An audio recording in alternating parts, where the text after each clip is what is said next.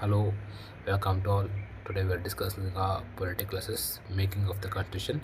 This will shows the vision of our constitution makers. It was in 1934 that the idea of a constituent assembly for India was put forward for the first time by M.N. Roy, a pioneer of the communist movement in India. In 1935, the Indian National Congress for the first time officially demanded a constituent assembly to frame the constitution of India. ಏನಂದರೆ first of all ಈಗ 1934 constituent assembly ಮಾಡಬೇಕಂತ idea ಮಾಡಿದ್ರು. So ಅದಕ್ಕೋಸ್ಕರ communist ನಾಯಕರದ್ದು M.N. Roy ಅದಕ್ಕೆ help ಮಾಡಿದ್ರು. So 1935 Indian National Congress first time officially demand ಮಾಡಿತ್ತು ಆವಾಗಿನ British ಗೌರ್ಮೆಂಟಲ್ಲಿ ನಮಗೊಂದು ಕಾನ್ಸ್ಟಿಟ್ಯೂಂಟ್ ಅಸೆಂಬ್ಲಿ ಬೇಕಂತ.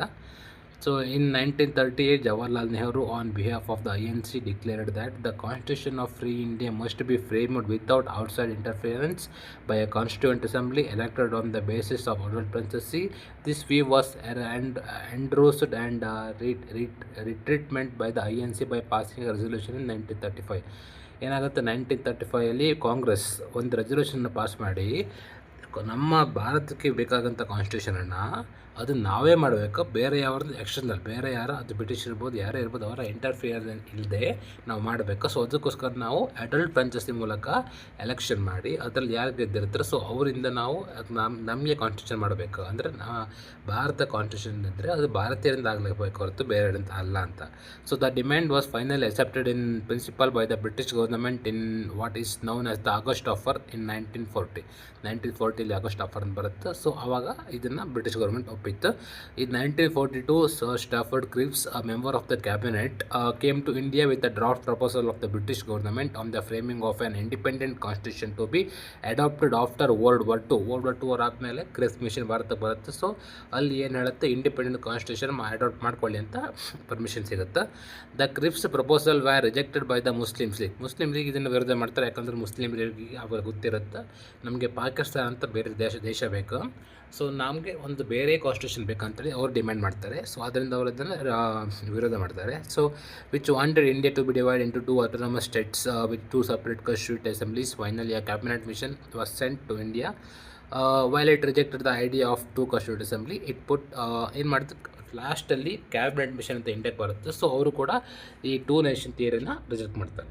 ಆಯಿತಾ. It put forth scheme for the constituent assembly which more or less satisfied the Muslim League. ಅವರು ಏನು ಡಿಮ್ಯಾಂಡ್ ಮಾಡಿದ್ರು, ಸೊ ಇವರೇನು ಹೇಳಿದ್ರು ಅದು ಕೂಡ ಮುಸ್ಲಿಂ ಲೀಗ್ ಅವರು ಸ್ಯಾಟಿಸ್ಫೈ ಆಗಿಲ್ಲ. ಮುಸ್ಲಿಂ ಲೀಗ್ ಅವರ ಬೇಡಿಕೆಯನ್ನು ಇವರು ಪೂರೈಸಿಲ್ಲ. So composition of the constituent assembly. The Constituent Assembly was constituted in November 1946 under the scheme formulated by the Cabinet Mission Plan. Cabinet mission ಪ್ಲ್ಯಾನಲ್ಲಿ ಏನು ಸ್ಕೀಮ್ ಇತ್ತು ಅದ್ರ ಪ್ರಕಾರ ನವಂಬರ್ 1946 ಕಾನ್ಸ್ಟಿಟ್ಯೂಂಟ್ ಅಸೆಂಬ್ಲಿನ ಮಾಡಲಿಕ್ಕೆ ರೆಡಿ ಮಾಡಿದ್ರು. So the features of the scheme, ಆ scheme cabinet ಮಿಷನ್ನ ಪ್ಲ್ಯಾನ್ನ ಆ ಸ್ಕೀಮ್ನ ಫೀಚರ್ಗಳೇನು, ಲಕ್ಷಣ ಏನು ಅಂತ. The total strength of the constituent assembly was to be 389. Of these, 296 seats were to be allotted to British India and 93 seats to the French states. ಅಂದರೆ ಆವಾಗ ಭಾರತ ಹೇಗಿತ್ತು, ಬಾಂಬೆ, ಮದ್ರಾಸ್ ಈ ರೀತಿ ಪ್ರಾಂತ್ಯಗಳಲ್ಲಿ, ಕೋಲ್ಕತ್ತಾ ಪ್ರಾಂತ್ಯಗಳಲ್ಲಾಗಿತ್ತು, ಮತ್ತು ಕೆಲವೊಂದು ಮೈಸೂರು ರೀತಿ ಪ್ರಿನ್ಸ್ ಸ್ಟೇಟ್ಸ್ ಇರುತ್ತೆ. ಸೊ ಇಲ್ಲಿ ಬ್ರಿಟಿಷ್ ಇಂಡಿಯಾ ಪ್ರಾವಿನ್ಸಸ್ ಅಂದರೆ ಇವೆ ಯಾರು ಬ್ರಿಟಿಷ್ ಡೈರೆಕ್ಟ್ ಆಳ್ವಿಕೆ ಇರುತ್ತಲ್ಲ, ಸೊ ಅದು ಅಲ್ಲಿ ಒಟ್ಟು ಟೋಟಲ್ 389 ಸೀಟಲ್ಲಿ 296 ಸೀಟ್ ಬ್ರಿಟಿಷ್ ಪ್ರಾವಿನ್ಸಸ್ ಆದರೆ 93 ಸೀಟ್ ಈ ರೀತಿ ಪ್ರಿನ್ಸ್ ಸ್ಟೇಟ್ಸ್ಗೆ ಕೊಟ್ಟಿದ್ರು. So out of 296 seats allotted to British India, 292 members were to be drawn from the 11 governor provinces and 4 from the 4 chief commissioners provinces, one from each. So governor provinces 11 governor ಪ್ರೊವಿನ್ಸಸ್ಸಿಂದ 292 ಬಂದರೆ ಮತ್ತು 4 chief commissioner ಪ್ರೊವಿನ್ಸಸ್ಸಿಂದ ಬರ್ತಾಯಿತ್ತು. So chief commissioner provinces ಅಂದರೆ ಮದ್ರಾಸ್, ಬಾಂಬೆ, ಕೋಲ್ಕತ್ತಾ ಅದೇ ರೀತಿ, ಮತ್ತು United provinces ಆ ರೀತಿ. ಈ provinces and princely states were to be allotted seats in proportion of their respective population. ಇವಾಗ ಹೇಗಿತ್ತು ಅದೇ ರೀತಿ ಆವಾಗಲೂ ಇತ್ತು, ಪಾಪ್ಯುಲೇಷನ್ ಮೇಲೆ ಅವರಿಗೆ ಸೀಟ್ಸ್ ಲೆಕ್ಕ ಕೊಡ್ತಾ ಇದ್ದಿದ್ರು. ಸೊ ರಫ್ಲಿ 1 seat was to be allotted for every million population. 1 million ಪಾಪ್ಯುಲೇಷನ್ಗೆ 1 ಸೀಟನ್ನು ಕೊಡ್ತಾಯಿದ್ರು, ಅವಾಗ ಡಿಸೈಡ್ ಮಾಡ್ತಾಯಿದ್ರು ಈ ರೀತಿ ಇರಬೇಕಂತ. This includes Madras, Bombay, UP, Bihar, Central Provinces, Orissa, Punjab, Northwest Frontier, Sindh, Bengal and Assam. This includes Delhi, Ajmer, Mewar, Coorg and British Balochistan. ಇವೆಲ್ಲ ಕೂಡ ಪ್ರಾವಿನ್ಸಸ್ ಮತ್ತು prince States. Okay, seats allocated to each British provinces were to be divided among three principal communities: Muslim, Sikhs and ದಿಂದಲ್. ಅಂದರೆ seats ಯಾವ ರೀತಿ allocate ಆಗ್ತಿತ್ತು ಅಂದರೆ ಈಗ ಕಮ್ಯುನಿಟಿ ಯಾವ ರೀತಿ ಕಮ್ಯುನಿಟಿ. ಸೊ ಇವಾಗ ಅದರಲ್ಲಿ 3 ರೀತಿ ಕಮ್ಯುನಿಟಿ ಮಾಡಿದ್ದಾರೆ. ಇವಾಗ ನಮ್ಮಲ್ಲಿ ಜನರಲ್, OBC, EWS ಅಂತ ಇರುತ್ತಲ್ಲ ಆ ರೀತಿ. ಸೊ ಮುಸ್ಲಿಮ್ ಮತ್ತು ಸಿಖ್ಸ್ ಆ್ಯಂಡ್ ಜನರಲ್ ಅಂತ 3 ಮಾಡಿದರು. ಇವಾಗ ಮುಸ್ಲಿಮ್ಸ್ಗೆ ಪ್ರತ್ಯೇಕ ಮುಸ್ಲಿಮ್ಸ್, ಸಿಖ್ಸಿಗೆ ಸಿಖ್ಸ್, ಸೊ ಅಂದರೆ ರಿಸರ್ವೇಷನ್ ಥರ. ಉಳಿದ ಎಲ್ಲ ಈ 2 ಕಮ್ಯುನಿಟಿ ಹೊರತುಪಡಿಸಿ ಉಳಿದವರೆಲ್ಲ ಕೂಡ ಜನರಲ್ ಬರ್ತಾಯಿದ್ದಾರೆ. So in the proportion of their population ಮೇಲೆ ಕೂಡ ಡಿಸೈಡ್ ಆಗ್ತಾಯಿತ್ತು. The representative of each community were to be elected by members of that community in the provincial legislation assembly and voting was to be by the method of proportional representation by mean of single transferable vote. ಇಲ್ಲಿ ಕೇವಲ ಒಂದು vote ಇರ್ತಾಯಿತ್ತು. ಈಗ ನಮ್ಮಲ್ಲಿ ಆಗಿತ್ತು ಅದೇ ರೀತಿ voting ಪದ್ಧತಿ. ಇಲ್ಲಿ ಪ್ರೊವಿನ್ಸ್ ಸ್ಟೇಟ್ಸಲ್ಲಿ ನಾಮಿನೇಟ್ ಮಾಡ್ತಾಯಿದ್ರು. ನಮ್ಮ ಯಾವುದು ಬಾಂಬೆ ಪ್ರೆಸಿಡೆನ್ಸಿಯಲ್ಲಿ ಏನು ಮಾಡ್ತಾಯಿದ್ರು, ಎಲೆಕ್ಟ್ ಮಾಡ್ತಾಯಿದ್ರು. ಸೊ ಹಾಗೆ the representative of the princely states were to be nominated by the heads of the princely states. It is thus clear that the Constituent Assembly was to be a partly elected and partly nominated body. Yes. Moreover, the members were to be indirectly elected by the members of the provincial assemblies, who themselves were elected on a limited franchise. ಏನಾಗ್ತಾ ಇತ್ತು, French ಸ್ಟೇಟ್ಸಲ್ಲಿ ಏನಾಗ್ತಾ ಇತ್ತು, ಅವ್ರನ್ನ nominate ಮಾಡ್ತಾಯಿದ್ರು. ಅವರು ಇಂಡೈರೆಕ್ಟ್ಲಾಗಿ elect ಆಗ್ತಾಯಿದ್ರು, directly elected ಆಗ್ತಾ ಇರಲಿಲ್ಲ. Okay. The election to be Constituent Assembly for 296 seats allotted to the British Indian provinces were held in July or August 1946. ಆವಾಗ ಎಲೆಕ್ಷನ್ ಆಗಿತ್ತು ಈ ನಮ್ಮ ಕಾನ್ಸ್ಟಿಟ್ಯೂಟ್ ಅಸೆಂಬ್ಲಿಗೆ. The Indian National Congress won 208 seats. 292 ಸೀಟ್ಸಲ್ಲಿ 208 ಸೀಟನ್ನು ಕೇವಲ ಇಂಡಿಯನ್ ನ್ಯಾಷನಲ್ ಕಾಂಗ್ರೆಸ್ ಓನ್ ಆಗಿತ್ತು. The Muslim League got 73 seats and the small group and independent got the remaining 15 seats. ಯಾರು ಇಂಡಿಪೆಂಡೆಂಟ್ ಆಗಿದ್ರು ಅವರಿಗೆ ಮತ್ತು ಸ್ಮಾಲ್ ಗ್ರೂಪ್ಸ್ ಎಲ್ಲ ಮಿಕ್ಸ್ ಆಗಿ 15 ಸೀಟ್ ಅವರಿಗೆ ಬಂದಿತ್ತು. However, the 93 seats allotted to the princely states were not filled as they decided to stay away from the Constituent Assembly. 93 seat prince ಸ್ಟೇಟ್ಸಿಗೆ ಬಂದಿದ್ದರೂ ಕೂಡ ಅವರು ಅದರಿಂದ ಹೊರಗುಳಿತಾರೆ. Although the Constituent Assembly was not directly elected by the people of India on the basis of adult franchise, the assembly comprised representative of all sections of Indian society. ಏನಂದರೆ ಇದಾಗಿಯೂ ಕೂಡ constitute assembly ಏನಾಗಿತ್ತು, adult franchise ಮೇಲೆ ಸಂಪೂರ್ಣವಾಗಿ directly Indian ಪೀಪಲಿಂದ elect ಆಗಿರಲಿಲ್ಲ. ಮತ್ತು ಇದು ಏನಾಗಿತ್ತಂದರೆ different ಕಮ್ಯುನಿಟಿಗಳಿಗೆ represent ಮಾಡ್ತಾಯಿತ್ತು. Like Hindu ಇರ್ಬೋದು, Muslim ಇರ್ಬೋದು, ಸಿಖ್ ಇರ್ಬೋದು, ಪಾರ್ಸೀಸ್ ಇರ್ಬೋದು, ಆಂಗ್ಲೋ ಇಂಡಿಯನ್ಸ್ ಇರ್ಬೋದು, Indian Christians, SC, STs, including women of all the section. The assembly included all important personalities of India at that time with the exception of Mahatma Gandhi. ಆಯಿತಾ, ಮಹಾತ್ಮ ಗಾಂಧಿಯವರು ಆವಾಗ ತೀರ್ಕೊಂಡಿದ್ರು. So ಅವ್ರನ್ನ ಹೊರತುಪಡಿಸಿ ಎಲ್ಲರನ್ನೂ ಕೂಡ, ಎಲ್ಲ ಕಮ್ಯುನಿಟಿಯರು ಕೂಡ ಈ ಒಂದು ಅಸೆಂಬ್ಲಿ ಒಳಗೊಂಡಿತ್ತು. Okay. Working of the constituent assembly ಅದು ಯಾವ ರೀತಿ ವರ್ಕ್ ಆಗ್ತಾ ಇತ್ತು. The constituent assembly held its first meeting on December 9, 1946. Very important. The Muslim League boycotted the meeting and insisted on a separate state of Pakistan. ಏನಾಗಿತ್ತು, first constituent assembly ಆಗಿದ್ದೆ December 9, 1946. ಅದನ್ನು Muslim league boycott ಮಾಡುತ್ತೆ. ಯಾಕಂತ ಗೊತ್ತು, Pakistan separate state ನಮಗೆ ಇಲ್ಲ ಅನ್ನೋ ಕಾರಣಕ್ಕೆ ಅವರು ಅದಕ್ಕೆ ಹಾಜರಾಗಿರಲಿಲ್ಲ. Okay. The meeting was thus attended by only 207 members. 200 ಜನ ಮಾತ್ರ ಮೀಟಿಂಗಲ್ಲಿ ಅಟೆಂಡ್ ಆಗಿದ್ದರು. ಅದರಲ್ಲಿ ತುಂಬ ಹಿರಿಯರಾದಂಥ ಡಾಕ್ಟರ್ ಸಚ್ಚಿದಾನಂದ ಸಿನ್ಹಾ ಅವರನ್ನು ಆವಾಗ ತಾತ್ಕಾಲಿಕವಾಗಿ ಮೆಂಬರ್ ಮಾಡಲಾಗಿತ್ತು. Doctor Sachchidananda Sinha, the oldest member, was elected as the temporary chairman of the assembly following the French practice. ಅದು ಫ್ರೆಂಚ್ ಪ್ರಾಕ್ಟೀಸ್ ಪ್ರಕಾರ ಅವಾಗ ನಾವು ಫಾಲೋ ಮಾಡಿತ್ತು. ಆನ್ December 11, ಇದು ಸೆಕೆಂಡ್ ಮೀಟಿಂಗ್. ಫಸ್ಟ್ ಆಗಿದ್ದು December 9, 1946. ಆದರೆ ಸೆಕೆಂಡ್ ಮೀಟಿಂಗ್ ಕಾನ್ಸ್ಟಿಟ್ಯೂಂಟ್ ಅಸೆಂಬ್ಲಿದು December 11, 1946. ಆವಾಗ ಏನು ಮಾಡ್ತಾರೆ, ಪರ್ಮನೆಂಟ್ ಮೆಂಬರ್ಸ್ನ ಪ್ರೆಸಿಡೆಂಟನ್ನು ಎಲೆಕ್ಟ್ ಮಾಡ್ತಾರೆ. ಅವರೇ doctor Rajendra Prasad. Was elected as the permanent chairman of the assembly. Similarly on January 29, 1946. ಆವಾಗ ಏನಾಗುತ್ತೆ, ಓಕೆ ಪ್ರೆಸಿಡೆಂಟ್ ಮಾಡಿದ್ರು, ವೈಸ್ ಪ್ರೆಸಿಡೆಂಟ್ ಬೇಕಲ್ಲ. ಸೊ ವೈಸ್ ಪ್ರೆಸಿಡೆಂಟ್ ಎಲೆಕ್ಷನ್ ಮಾಡಿ January 25, 1947ಗೆ HC ಮುಖರ್ಜಿ ಅವರನ್ನು ಎಲೆಕ್ಟ್ ಆಗ್ತಾರೆ as a vice president of the assembly. Later ಏನಾಗುತ್ತೆ, so ಒಬ್ಬರು ಬೇಡ, ಇಬ್ಬರು ವೈಸ್ ಪ್ರೆಸಿಡೆಂಟ್ ಇರಲಿ ಅಂತ ಕಾರಣಕ್ಕೆ ಅದು ಕೂಡ July 16, 1947ನಲ್ಲಿ VT ಕೃಷ್ಣಮಾಚಾರಿ ಅವರನ್ನು ಸೆಕೆಂಡ್ ವೈಸ್ ಪ್ರೆಸಿಡೆಂಟ್ ಆಗಿ ಎಲೆಕ್ಟ್ ಮಾಡ್ತಾರೆ ಆಯ್ತಾ of the assembly. Later on the assembly resolve to have 2 vice presidents. Accordingly on July 16, 1947 V T Krishnamachari was elected as the second vice president of the assembly.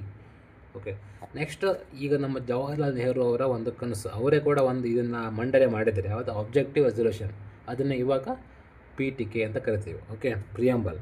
So on December 13, 1946, Jawaharlal Nehru moved the historic objective resolution in the assembly. It laid down the fundamentals and philosophy of the constitutional structure. ಇದರಲ್ಲಿ fundamentals ಮತ್ತು ಫಿಲಾಸಫಿಗಳು ಕೂಡ ಇತ್ತಂತ ಒಳಗೊಂಡಿತ್ತು ಅಂತ ಹೇಳ್ತಿದ್ದಾರೆ. So ಅದರಲ್ಲಿ ಇರುವ ಅಂಶಗಳೇನು? So ಹೌದು, ಒಟ್ಟು 8 ಅಂಶಗಳು ಇದರಲ್ಲಿ ಇದೆ. ಸೊ ಅದು ಏನಲ್ಲ ಅದು. ಸೊ ಇದರ ಉದ್ದೇಶ ಏನು ಅನ್ನೋದು. This Constituent Assembly declares its prims and solemnly resolved to proclaim India as an independent sovereign republic and to draw up for future governance a constitution. ಇದರ ಫಸ್ಟ್ ಪಾಯಿಂಟ್ ಏನಂದರೆ, ಭಾರತ ಒಂದು ಸ್ವತಂತ್ರ ಸಾರ್ವಭೌಮ ಮತ್ತು ತನ್ನ ಒಂದು ಇಂಡಿಪೆಂಡೆಂಟ್ ಸವರೆಂಟಿಯನ್ನು ತಾನು ಘೋಷಿಸ್ಕೊಂಡಿದೆ. ಸೊ ಆದ್ದರಿಂದ ನಾವು ಇನ್ನು ಫ್ಯೂಚರ್ ನಮ್ಮ ಗವರ್ನೆನ್ಸ್ಗೆ ಹೆಲ್ಪ್ ಆಗಲಿ ಅಂತ ಒಂದು ಕಾನ್ಸ್ಟಿಟ್ಯೂಷನ್ ಮಾಡ್ತೀವಿ ಅಂತ ಫಸ್ಟ್ ಪಾಯಿಂಟ್. ಯಾವುದು ಆಬ್ಜೆಕ್ಟಿವ್ ರೆಸಲ್ಯೂಷನ್ ಇದು. ಸೆಕೆಂಡ್ ಪಾಯಿಂಟ್ ಏನಂದರೆ, wherein the territories that now comprise British India, the territories that now from the Indian states and such other parts of India are outside India and the states as well as other territories as you are willing to be constitute into the independent sovereign India shall be a union of them all. ಅಂದರೆ ಇದ್ರಾಗ ಏನಂದರೆ, ಇವಾಗ ನಮ್ಮ ಭಾರತದಲ್ಲಿ ಆವಾಗ British ಏನು ಮಾಡಿದ್ರೆ 543, mostly 560 ಅನಿಸುತ್ತೆ. ಸೊ ಒಟ್ಟು ಪ್ರಿನ್ಸಿ ಸ್ಟೇಟ್ಸ್ ಇರುತ್ತೆ. ಅಂದರೆ ಸ್ವತಂತ್ರ ದೇಶ. ಬ್ರಿಟಿಷರು ಏನು ಮಾಡಿದ್ರು, ಭಾರತವನ್ನು ಒಡೆದು ಸ್ವತಂತ್ರ ರಾಜ್ಯಗಳನ್ನು ಕೊಟ್ಟು ನಿಮ್ಗೆ ಇಷ್ಟ ಬಂದವ್ರನ್ನ ಇರಿ ಅಂತ ಹೇಳಿ ಇಂಡಿಪೆಂಡೆಂಟ್ ಆಗಿದ್ರು. ಇಂಡಿಪೆಂಡೆಂಟ್ ಆಗಿರಿಗೆ ಭಾರತಕ್ಕೆ ಸೇರ್ತಾರೆ, ಭಾರತಕ್ಕೆ ಸೇರಿ ಅಂತ. ಹಾಗೆ ಭಾರತಕ್ಕೆ ಸೇರುವಂಥ ಫ್ರೆಂಚ್ ಸ್ಟೇಟ್ಸ್ಗಳನ್ನು ಒಟ್ಟು ಮಾಡಿ ನಾವೊಂದು ಯೂನಿಯನ್ ಆಗಿರುವಂಥ ಈ second point of objective resolution ಹೇಳುತ್ತೆ. Okay, then third point of objective resolution ಏನು ಹೇಳುತ್ತಂದರೆ, wherein the said territories, whether with their present boundaries or with such other as may be determined by the Constituent Assembly and thereafter according to the law of the Constitution, shall possess and retain the status of autonomous units together with restitutory power and exercise all power and functions of government and administration, save and except such powers and functions as are vested in or assigned to the union or as are inherent or implied in the union or resulting thereof. Therefore, ಅಂದರೆ ಇಲ್ಲಿ ಏನಂದರೆ simple, ಇವಾಗ ಒಂದು ದೇಶದ boundary, ಈಗ ನಮ್ಮ ರಾಜ್ಯದ boundary ಇರ್ಬೋದು, ಸೊ ಅದಕ್ಕೆಲ್ಲ ಸಂಬಂಧಪಟ್ಟಂಥ ಅಷ್ಟು ಪವರ್ಗಳು ಕೂಡ ಯೂನಿಯನ್ ಕೈಯಲ್ಲೇ ಇರುತ್ತೆ. ಅದಾದಮೇಲೆ ಸ್ವಲ್ಪ ಆಟೋನಮಸ್ ಪವರನ್ನು ಕೂಡ ಕೊಡುತ್ತೆ. ಅಂದರೆ ಆಟೋನಮಸ್ ಅಂತ ಅಲ್ಲ, ರೆಸ್ಟಿಟ್ಯೂಟರಿ ಪವರ್ ಇರ್ಬೋದು, ಅಂಥ ಪವರನ್ನು ಕೂಡ ಶೇರ್ ಮಾಡ್ಕೊಳ್ಬೇಕಾಗತ್ತೆ. ಸೊ ಈ ಬೌಂಡ್ರಿಗಳಿಗೆ ರಾಜ್ಯದ್ದಿರ್ಬೋದು ಅಥವಾ ದೇಶದ್ದಿರ್ಬೋದು, ಅವೆಲ್ಲ ಕೂಡ ಆಟೋನಮಸ್ ಪವರ್ ಇರುವುದು ಪಾರ್ಲಿಮೆಂಟ್ ಹತ್ರ ಅಂತೇಳಿ ಈ ಥರ್ಡ್ ಪಾಯಿಂಟ್ ಹೇಳುತ್ತೆ. Then fourth point of objective resolution ಏನು ಹೇಳುತ್ತಂದರೆ, wherein all power and autonomy of the sovereign independent India its constitute part and organs of government are derived from the people. ಅಂದರೆ ಇಲ್ಲಿ people ಹತ್ರ ಈ ಎಲ್ಲ powers ಇರುತ್ತೆ. ಅಂದರೆ ಏನಂದರೆ all power and authority people's ಹತ್ರ ಇರುತ್ತಂತ ಈ ಫೋರ್ತ್ ಪಾಯಿಂಟ್ ಹೇಳುತ್ತೆ. Next fifth point of objective resolution ಏನು ಹೇಳುತ್ತಂದರೆ, wherein shall be guaranteed and secure to all the people of India justice, social, economic and political equality of status of opportunity and before the law, freedom of thought, expression, belief, faith, worship, occasion, associated and actions subject to law and public morality. ಇದು ನಮ್ಮ article 14, 19 ಮತ್ತು 16 ಕೂಡ ಇದರಲ್ಲಿ ಬರುತ್ತೆ. So ನಮ್ಮ ಪ್ರಿಯಂಬಲಲ್ಲಿ ಈ fifth ಪಾಯಿಂಟಲ್ಲಿರೋ ಪಾಯಿಂಟ್ಗಳು ತುಂಬ ನಮ್ಮ ಪ್ರಿಯಂಬಲಲ್ಲಿ ನಮಗೆ ನೋಡಲಿಕ್ಕೆ ಸಿಗುತ್ತೆ. ಸೊ ಇದರ ಅರ್ಥ ಏನಂದರೆ, ನಮ್ಮ ಭಾರತದ ಜನರಿಗೆ ಏನೆಲ್ಲ ಗ್ರ್ಯಾಂಟ್ ಮಾಡಲಾಗಿದೆ ಮತ್ತು ಯಾವ ರೀತಿ ಸೆಕ್ಯೂರಿಟಿ ಕೊಡಲಾಗಿದೆ ಅಂದರೆ, justice, social, economic and political ರೈಟ್ಸನ್ನು ಕೊಡಲಾಗಿದೆ. Equality status of opportunity article 16. Then ಮತ್ತು ಹಾಗೆ ಯಾವುದು equality before law article 14, freedom of thought, expression, belief, faith, worship, vocation ಮತ್ತು ಅಸೋಸಿಯೇಷನ್ ಆ್ಯಂಡ್ ಆ್ಯಕ್ಷನ್ ಮಾಡಲಿಕ್ಕೆ subject to law and public morality ಅಂತಹ ರೈಟ್ಗಳನ್ನು people of ಇಂಡಿಯಾಕ್ಕೆ ಸಿಗಬೇಕಂತ ಈ ಆಬ್ಜೆಕ್ಟಿವ್ ರೆಸಲ್ಯೂಷನ್ನ ಪಾಯಿಂಟ್ 5 ಹೇಳುತ್ತೆ. So point 6 ಏನು ಹೇಳುತ್ತೆ ಅಂದರೆ wherein adequate safeguards shall be provided for minorities backward and tribal areas and depressed and other backward classes. ಇದು backward ಕ್ಲಾಸಸ್ಗೆ ಮತ್ತು ಮೈನಾರಿಟೀಸ್ಗಳಿಗೆ ನಮ್ಮ ಆರ್ಟಿಕಲ್ 31 ಇರ್ಬೋದು. ಸೊ ಅವರಿಗೆ ಸ್ವಲ್ಪ ಏನು ಮಾಡಬೇಕು, ಅವ್ರದ್ದು ಸೇಫ್ ಗಾರ್ಡ್ ಮಾಡಬೇಕಂತ ಆಬ್ಜೆಕ್ಟಿವ್ ರೆಸಲ್ಯೂಷನ್ ಪಾರ್ಟ್ 6 ಹೇಳುತ್ತೆ. ಸೊ ಪಾರ್ಟ್ 7 ಏನು ಹೇಳುತ್ತೆ ಅಂದರೆ whereby shall be maintained the integrity of the territory of the republic and its sovereignty rights on land, sea and air according to justice and the law of civilised nations. ಅಂದರೆ ಏನು ಹೇಳುತ್ತೆ ಅಂದರೆ ಇದರಲ್ಲಿ whereby shall be maintain the integrity of the territory of the republic, ನಮ್ಮ ರಿಪಬ್ಲಿಕ್ನ ಟೆರಿಟರಿಯಲ್ಲಿ integrity ಅಂದರೆ ಸಾರ್ವಭೌಮತ ಇರಬೇಕು. So and its sovereign right on land, ನಮಗೆ ಸಾರ್ವಭೌಮ ರೈಟ್ ಇರಬೇಕು, ಲ್ಯಾಂಡಲ್ಲಿ ಇರ್ಬೋದು, ಸಿ ಇರ್ಬೋದು, ಮತ್ತು according to justice and the law of civilised nations. ಏನಾಗಿತ್ತಂದರೆ ಈಗ ನಮಗೆ ಮುಂಚೆ ಏನು ಹೇಳಿದೆ ಅಂದರೆ ನಾವು ಅದೊಂದು ವರ್ಡ್ ಕೂಡ ಇದೆ. ಸೊ ಭಾರತವನ್ನು ನಾವು ಅಂದರೆ ಭಾರತದ ವಿದೇಶಾಂಗ ನೀತಿಗಳನ್ನ ಬ್ರಿಟಿಷ್ ಗೌರ್ಮೆಂಟ್ ನೋಡ್ಕೊಳ್ಳುತ್ತೆ. ಭಾರತ ಬ್ರಿಟಿಷ್ ಕ್ರೌನ್ನ ಅಂಡರ್ ಇರಲಿ, ಇವಾಗ ನಮ್ಮ ಆಸ್ಟ್ರೇಲಿಯಾ ಇದೆಯಲ್ಲ, ಸೊ ಹಾಗೆ ಅಂತ ಫಸ್ಟ್ ನಮ್ಮ ಬ್ರಿಟನ್ ಗೌರ್ಮೆಂಟ್ ಅದನ್ನು ನಮಗೆ ಸ್ವಾತಂತ್ರ್ಯ ಕೊಡೋಕ್ಕಿಂತ ಮುಂಚೆ ಹೇಳಿತ್ತು, ನಮ್ಮನ್ನು ಕನ್ವಿನ್ಸ್ ಮಾಡ್ಲಿಕ್ಕೆ ನೋಡಿತ್ತು. ಬಟ್ ಅದನ್ನು ಆಗಲ್ಲ ಅಂತ 1931 ಏನಾಗಿತ್ತು, ನಮ್ಮ 1929 ನಮ್ಮ ಕಾಂಗ್ರೆಸ್ ಸೆಷನ್ನಲ್ಲಿ, ಲಾಹೋರ್ ಸೆಷನ್ನಲ್ಲಿ ನಮಗೆ ಪೂರ್ಣ ಸ್ವರಾಜ್ ಬೇಕಂತ ಜವಾಹರ್ಲಾಲ್ ನೆಹರು ಮತ್ತು ಕಾಂಗ್ರೆಸ್ ಸಮಿಟ್ ಆವಾಗ ಒಪ್ಪಿತ್ತು. ಆವಾಗ ಬಹುಮತದಿಂದ ಒಪ್ಪಿತ್ತು ಅದನ್ನು. ಅಂದರೆ ಯಾವುದನ್ನು ಇದನ್ನು ತಿರಸ್ಕರಿಸಿ, ಬ್ರಿಟಿಷರ ಆಫರನ್ನು ತಿರಸ್ಕರಿಸಿ. ಸೊ ಆದ್ದರಿಂದ ಈ ಪಾಯಿಂಟ್ ಸೇರಿಸಲಾಗಿದೆ. ಅಂದರೆ ನಮ್ಮ ವಿದೇಶಾಂಗ ನೀತಿ ಇರ್ಬೋದು, ಲ್ಯಾಂಡ್ ಇರ್ಬೋದು, ಸಿ ಇರ್ಬೋದು, ಏರ್ ಇರ್ಬೋದು, ಏರ್ ಕಡೆ ಇರ್ಬೋದು, ಎಲ್ಲ ಕಡೆ ಅಥವಾ ಜಸ್ಟಿಸ್ ಇರ್ಬೋದು, ಅವೆಲ್ಲವೂ ಕೂಡ ನಾವೇ ಸಾರ್ವಭೌಮರು, ನಮಗೆ ಯಾರು ಕೂಡ ಯಾರ ಅಂಡರ್ ಕೂಡ ನಾವಿಲ್ಲ ಅನ್ನೋದು ಈ ಆಬ್ಜೆಕ್ಟಿವ್ ರೆಸಲ್ಯೂಷನ್ 7 ಹೇಳುತ್ತೆ, ಪಾಯಿಂಟ್ 7 ಹೇಳುತ್ತೆ.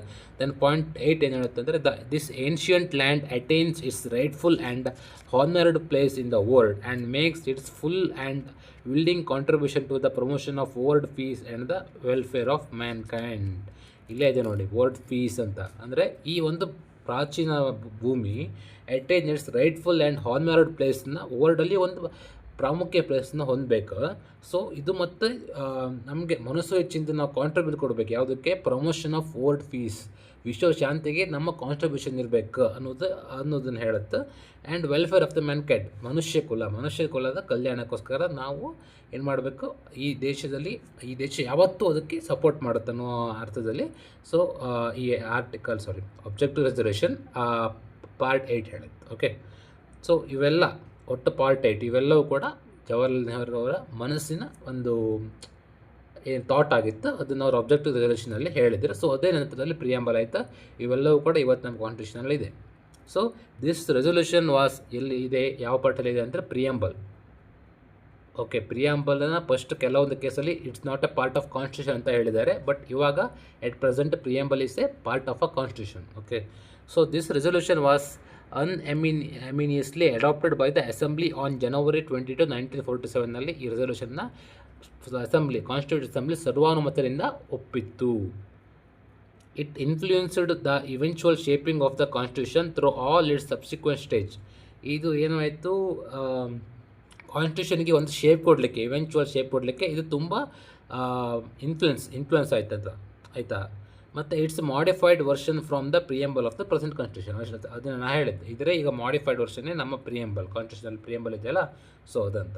ಸೊ ಇದಿಷ್ಟು ನಮ್ಮ ಎಂ ಲಕ್ಷ್ಮೀಕಾಂತ್ ಅವರ ಬುಕ್ಕಿಂದ making of the constitution part 1.